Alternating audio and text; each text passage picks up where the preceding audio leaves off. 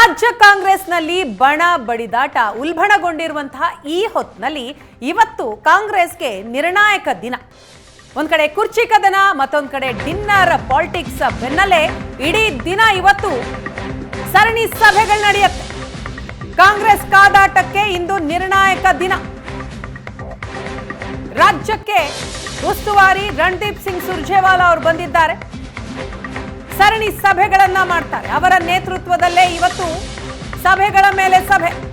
ಕೆಪಿಸಿಸಿಯಲ್ಲಿ ಸುರ್ಜೇವಾಲಾ ಸರಣಿ ಸಭೆ ಮಾಡ್ತಿದ್ದಾರೆ.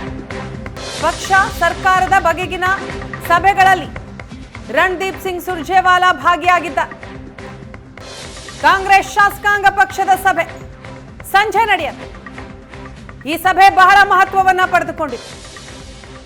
ಕುರ್ಚಿ ಕಿತ್ತಾಟ, ಕೆಪಿಸಿಸಿ ಅಧ್ಯಕ್ಷ ಹುದ್ದೆಯ ಬಗ್ಗೆ ನಾಯಕರು ಮಾಡ್ತಾ ಇರುವಂತಹ ಚರ್ಚೆ, ಇದೆಲ್ಲದಕ್ಕೂ ಕೂಡ ಫುಲ್ ಸ್ಟಾಪ್ ಹಾಕ್ತಾರಾ ಉಸ್ತುವಾರಿ ರಣದೀಪ್ ಸಿಂಗ್ ಸುರ್ಜೇವಾಲಾ? ಹೈಕಮಾಂಡ್ ನಿಂದ ಏನ್ ಸಂದೇಶವನ್ನ ತೆಗೆದುಕೊಂಡು ಬಂದಿದ್ದಾರೆ?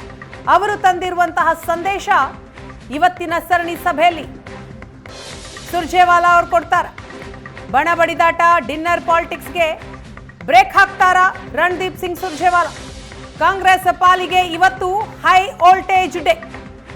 ಬೆಳಗ್ಗೆಯಿಂದ ಸಂಜೆಯವರೆಗೂ ಕೂಡ ಮೀಟಿಂಗ್ಗಳ ಮೇಲೆ ಮೀಟಿಂಗ್, ಸರಣಿ ಸಭೆಗಳು ನಡೆಯುತ್ತೆ. ಅದು ಕೂಡ ಉಸ್ತುವಾರಿ ರಣದೀಪ್ ಸಿಂಗ್ ಸುರ್ಜೇವಾಲಾ ಅವರ ನೇತೃತ್ವದಲ್ಲಿ.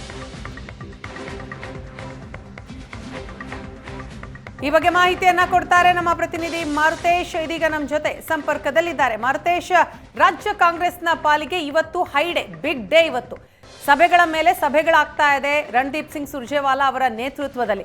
ಸೊ ಯಾವ ಯಾವ ಸಭೆ ಏನೇನ್ ಮಹತ್ವ ಪಡೆದುಕೊಳ್ತಾ ಇದೆ? ವೀಣಾ, ಬಹಳ ಪ್ರಮುಖವಾಗಿ ಬೆಳಗಾವಿಯ ಎಐಸಿಸಿ ಅಧಿವೇಶನ ಅಂದರೆ ಗಾಂಧೀಜಿಯವರು ನೇತೃತ್ವ ವಹಿಸಿ 100 ವರ್ಷ ಆಗಿರುವ ಹಿನ್ನೆಲೆಯಲ್ಲಿ ಒಂದು ಕಾರ್ಯಕ್ರಮ ನಡೀಬೇಕಾಗಿತ್ತು.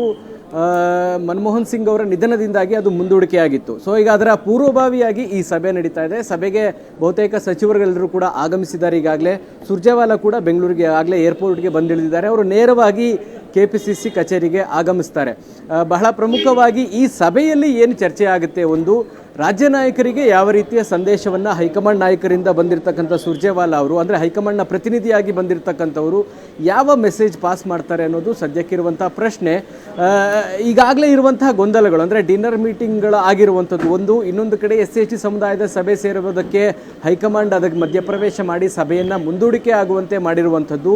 ಇದರ ಜೊತೆಯಲ್ಲಿ ಪವರ್ ಶೇರಿಂಗ್ನ ಬಗ್ಗೆಯೂ ಕೂಡ ತಮ್ಮದೇ ಅಭಿಪ್ರಾಯಗಳನ್ನು ಶಾಸಕರುಗಳು ವ್ಯಕ್ತಪಡಿಸ್ತಾ ಇದ್ದಾರೆ. ಒಂದು ಕಡೆ DK ಶಿವಕುಮಾರ್ ಅವರ ಪರವಾಗಿ ಒಂದು ವರ್ಗ, ಇನ್ನೊಂದು ಕಡೆ ಮುಖ್ಯಮಂತ್ರಿ ಸಿದ್ದರಾಮಯ್ಯನವರ ಪರವಾಗಿ ಮತ್ತೊಂದು ವರ್ಗ ಪವರ್ ಶೇರಿಂಗ್ನ ಬಗ್ಗೆ ಚರ್ಚೆಗಳನ್ನು ನಡೆಸ್ತಾ ಇದ್ದಾರೆ.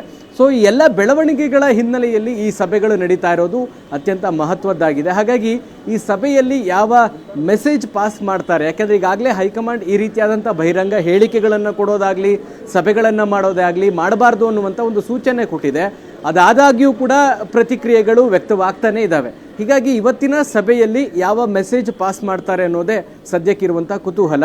ಸೊ ಈಗಾಗಲೇ ಕೆಪಿಸಿಸಿಯಲ್ಲಿ ಎಲ್ಲರೂ ಕೂಡ ಅಸೆಂಬಲ್ ಆಗಿದ್ದಾರೆ. ಸುರ್ಜೇವಾಲಾ ಕೂಡ ಈಗ ಇನ್ನೇನು ಕೆಲವೇ ಕ್ಷಣಗಳಲ್ಲೇ ಆಗಮಿಸ್ತಾರೆ. ಅದಾದ ಬಳಿಕ ಪಕ್ಷದ ಒಳಗೆ ಯಾವ ಮೆಸೇಜ್ ಮತ್ತು ಸಂಜೆ ನಡೆಯುವಂಥ ಶಾಸಕಾಂಗ ಪಕ್ಷದ ಸಭೆ, ಸರ್ಕಾರದ ಭಾಗವಾಗಿರುವಂಥ ಸಚಿವರು ಮತ್ತು ಶಾಸಕರಿಗೆ ಯಾವ ಮೆಸೇಜನ್ನು ಪಾಸ್ ಮಾಡ್ತಾರೆ ಅನ್ನೋದೇ ಈಗಿರುವಂಥ ಕುತೂಹಲ.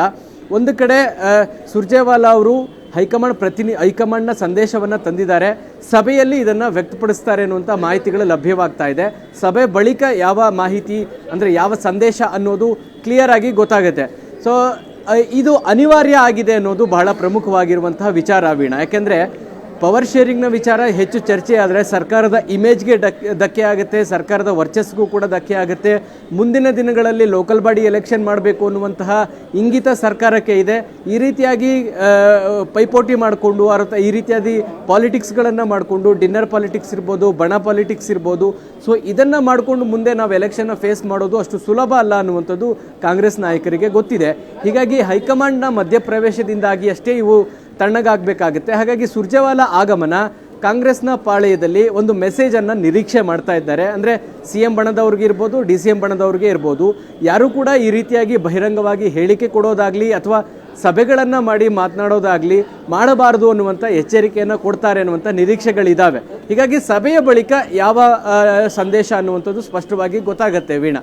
ಎಸ್ ಥ್ಯಾಂಕ್ ಯು ಮಾರುತೇಶ್ ತಮ್ಮ ಮಾಹಿತಿಗಾಗಿ.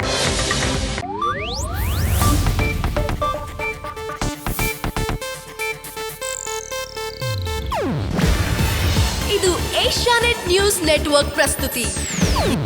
ನೀವು ನೋಡ್ತಿದ್ದೀರಾ ಏಷ್ಯಾನೆಟ್ ಸುವರ್ಣ ನ್ಯೂಸ್.